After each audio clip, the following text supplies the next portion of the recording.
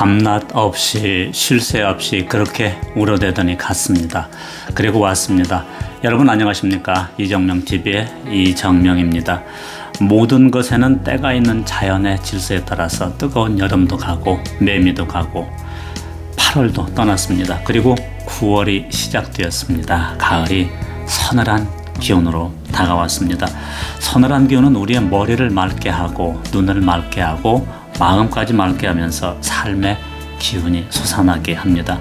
가을이 왔는데도 아직도 여러 가지 이유와 환경으로 삶이 좀 시시하고 시들해진 분들은 오늘 이 프로그램을 꼭 시청해 주시기 바랍니다. 오늘은 반지의 제왕을 쓴 J.R.R. 톨킨의 소설 니글의 잎새 내용을 정리해 드리겠습니다. 듣기에 따라서는 정말 정신이 번쩍 나는 긴장감이 드는 내용일 수도 있습니다. 9월에 관계되는 시 두 편을 해설 없이 보내드리고 니글의 잎새를 정리해서 보내드리겠습니다. 먼저 문병난 시인의 9월의 시를 소개해드립니다. 9월의 시. 9월이 오면 해변에서는 벌써 이별이 시작된다. 나무들은 모두 무성한 여름을 벗고 제자리에 돌아와 홀로 선다. 누군가 먼 길 떠나는 준비를 하는 저녁, 가로수들은 일렬로 서서 기도를 마친 여인처럼 고개를 떨군다. 울타리에 매달려 전별을 고하던 나팔꽃도 때 묻은 손수건을 흔들고 플라타나스 넓은 잎들은 무성했던 여름 허용의 옷을 벗는다. 후회는 이미 늦어버린 시간. 먼 항구에선 벌써 이별이 시작되고 준비되지 않은 마음 눈물에 젖는다. 네, 문병난 시인의 9월의 시였습니다. 니글이라는 화가가 있었습니다. 평범한 사람이었고 유명세도 있지 않았습니다. 이 니글이라는 이름은 사소한 일에 신경을 쓰면서 시간을 낭비한다는 뜻도 들어있다고 합니다. 성공한 화가가 아니었기 때문에 주변에 있는 사람들은 그가 그림을 그린다는 것조차 알지 못했습니다. 왜냐하면 그는 많은 그림을 그릴 수가 없었기 때문입니다. 그림을 조금 그리려고 하면 생활 속에서 사소한 일이, 해야 될 일이 시간을 빼앗아 가버렸기 때문입니다. 부서진 창문을 고정을 시키고 지붕을 고쳐야 하고 벗겨진 페인트도 칠해야 됐습니다. 마을 주민들이 부탁하는 자질구레한 일도 많았고 심지어 먼 데 있는 사람들이 부탁을 하는데 그는 그 일을 꼭 해야만 했습니다. 부자가 아니었기 때문에 생계 유지를 위해서 그 일들을 처리해야만 했던 것이죠. 또 다른 방해 요인도 있었습니다. 그 모든 일들을 마치고 나면 자신이 하는 일 없이 빈둥거리며 놀았다는 것입니다. 왜냐하면 자신이 원하지 않은 작고 사소한 일들로 인해서 지칩니다. 그래서 지쳐서 모든 것을 잊고 쉬고 싶었기 때문이었습니다. 하지만 거기에 비해서 자신이 그려야 한다고 생각한 그림은 그의 재능에 비해서 너무 규모가 크고 야심찬 것이었기 때문에 너무 큰 것이었기 때문에 시작조차도 할 수가 없었습니다. 그는 자신도 남들처럼 머지않아서 긴 여행을 떠나야만 한다는 사실을 알고 있었습니다. 사실 그 여행은 자신이 원하지 않는 그런 여행이었고 그 여행에 대해서 생각하기조차 싫었습니다. 그렇지만 그 여행은 그가 선택하거나 피할 수 있는 그런 여행은 아니었습니다. 다만 위안이 되는 것은 그 여행의 날짜가 아직 확정되지는 않았다는 것입니다. 다시 9월에 관한 시 한 편입니다. 안도연 시인의 9월이 오면입니다. 9월이 오면 그대 9월이 오면 9월의 강가에 나가 강물이 여물어가는 소리를 듣는지요.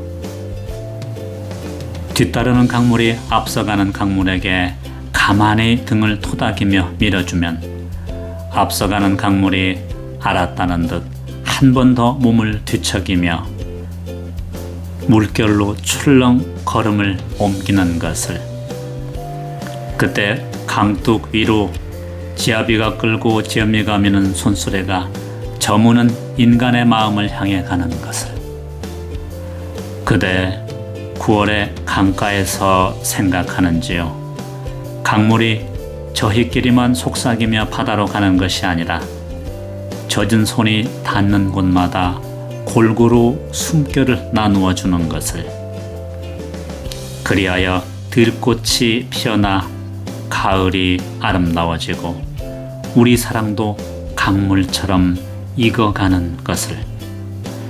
네, 안도연 시인의 9월이 오면이었습니다. 다시 니글의 얘기입니다. 니글은 여행을 떠나기 전에 오랫동안 마음에 품어온 그림을 한 장 꼭 그리고 싶었습니다. 그가 상상하는 그림은 머릿속에 그려졌는데 바람에 흔들리는 잎새 하나로 시작해서 수많은 잎과 많은 가지를 가진 거대한 나무로 커져갔습니다. 그는 잎사귀를 그릴 때도 잎사귀마다 서로 다르게 그리고 싶었습니다. 제각기 다른 빛과 각도로 음영을 표현하고 싶었던 것입니다. 사실 우리가 자세히 보면은 나뭇잎 한 장도 색깔과 크기, 형태 등 같은 것이 하나도 없음을 알고 놀라게 됩니다. 그는 또 나무를 그린 다음 신비한 깃털을 가진 새들을 가지들 위에 내려앉게 하고 싶었습니다. 그뿐만이 아니었습니다. 나무 너머로 들판과 들판 끝에 오래된 숲이 보이게 하고 그 너머 눈 쌓인 산이 바라다 보이게 그렇게 멋진 그림을 그리고 싶었던 것이죠. 머릿속으로 상상한 대작 그림을 그리기에 니글은 사다리가 있어야 할 만큼 커다란 캔버스를 만들고 캔버스 위에 스케치를 합니다. 그리고 물감을 발라 나갑니다. 그러나 진도가 나질 않습니다. 이유는 여전히 처리해야 할 잔잔한 일들이 몰려오고 그림 따위에는 신경을 쓰지 않는 마을 사람들의 부탁을 들어주느라고 끊임없이 붓을 내려놓아야만 했기 때문입니다. 그는 반나절만이라도 그림 그리는 일에 몰두하고 싶었지만 집에 돌아오면 피곤해서 모든 의욕을 잃어버리고 말았습니다. 그림의 진도가 나지 않는 또 다른 이유도 있었습니다. 그는 잎새 한 장에만 매달려 그 위에 쏟아지는 태양 광선과 그늘, 미세하게 맺힌 이슬방울의 반짝임을 완벽하게 표현하고 싶었습니다. 그러다 보니 그림의 진도가 나가질 않았던 것입니다. 그래도 니글은 다짐합니다. 어떻게 하든 이 그림은 끝낼 거야. 내 그림이니까 여행을 떠나기 전에 꼭 완성할 거야. 그는 그 결심을 가지고 사다리에 올라가 그림 그리는 일에 집중을 합니다. 하지만 나무의 잎사귀 하나를 완성하기도 전에 더 많은 방해거리들이 파도처럼 줄지어 몰려옵니다. 집안에 문제가 생겨서 법정에 가서 증인도 서야 하고 먼 친척이 아프기도 합니다. 그가 거부할 수 없는 일들이 그렇게 쉼없이 계속 생겨났습니다. 반드시 해야 할 많은 일들이었던 것이죠. 나무 잎사귀에 관련된 까브리의 시가 한 편에서 소개해드립니다. 잎사귀 하나, 까비르. 잎사귀 하나 바람에 날려 가지에서 떨어지며 나무에게 말하네. 숲의 왕이여, 이제 가을이 와 나는 떨어져 당신에게서 떨어지네. 나무가 대답하네. 사랑하는 잎사귀여, 그것이 세상의 방식이라네. 왔다가 가는 것. 숨을 쉴 때마다 그대를 창조한 이의 이름을 기억하라. 그대 또한 언제 바람에 떨어질지 알 수 없으니 모든 호흡마다 그 순간을 살라. 네, 잎사귀에 관련된 시 한 편 감상했습니다. 다시 니글의 얘기입니다. 니글은 외롭고 힘들게 그린 그림을 그려나갔지만은 그의 그림에 대해 아는 사람은 없었고 그림 그리는 일이 중요하다고 생각하는 사람조차 없었습니다. 심지어 이웃 사람들 가운데는 그의 큰 캔버스를 보고 그림을 그리는 것보다 지붕을 덮는 것이 더 유익하다고 생각하기도 했습니다. 멋진 그림을 그리고자 하는 것은 그의 개인적인 일이었고 그림을 그리는 것이 그에게 무엇보다도 중요한 것임에도 삶이 그의 소망을 다 깎아 먹어버린다고 생각했습니다. 이렇게 시간이 흐를수록 그림 완성에 대한 희망을 걷지만은 진척은 없었고 자신의 예술적 재능이 소멸되는 데 대해서 절망을 느끼기도 합니다. 그러던 어느 날 그는 독감에 걸린 이웃집을 병문안 갔다가 그 자신도 독감에 걸리고 맙니다. 독감에 걸려 고열에 신음하는 그에게 죽음의 사자가 찾아왔습니다. 물론 언젠가 올 줄 알았지만은 시간 여행을 떠날 때가 온 것이죠. 니글은 말했습니다. 아직 그림을 끝내지 못했습니다. 제발 시간을 좀 더 주십시오. 울면서 애원하는 그에게 죽음의 사자가 말합니다. 당신의 입장에서 보면은 그렇지만은 어쨌든 이제 끝났소. 갑시다. 그는 그렇게 죽음의 사자와 함께 여행을 떠나고 맙니다.